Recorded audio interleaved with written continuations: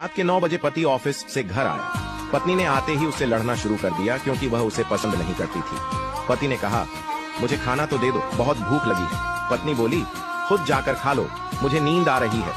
पति चुपचाप सुनता रहा और पत्नी पूरी रात उससे लड़ती रही। जब सुबह हुई तो पति ने कहा, मुझे नाश्ता तो दे दो।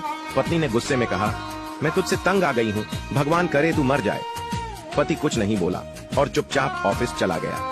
पत्नी अपने बच्चों को स्कूल से लेकर वापस आ ही रही थी तो उसने देखा घर के सामने भीड़ लगी हुई थी। वह करीब पहुंची तो देखा उसके पति की लाश घर के सामने पड़ी हुई थी। उसके ऊपर कयामत सी आ गई। मन में सन्नाटा सा छा गया। लोग आपस में बातें कर रहे थे कि कार से उसका एक्सीडेंट हुआ है।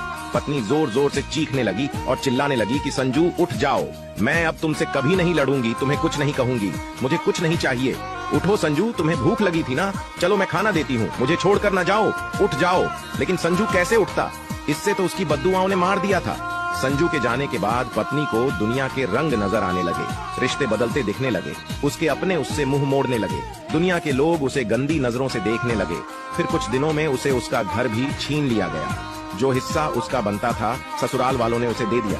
पति के मरने के बाद उसे एहसास हुआ कि पति जैसा भी हो, चाहे पसंद का हो या नापसंद का, लेकिन औरत के सर का ताज होता है। अगर सहमत हैं तो कमेंट में यस जरूर लिखें।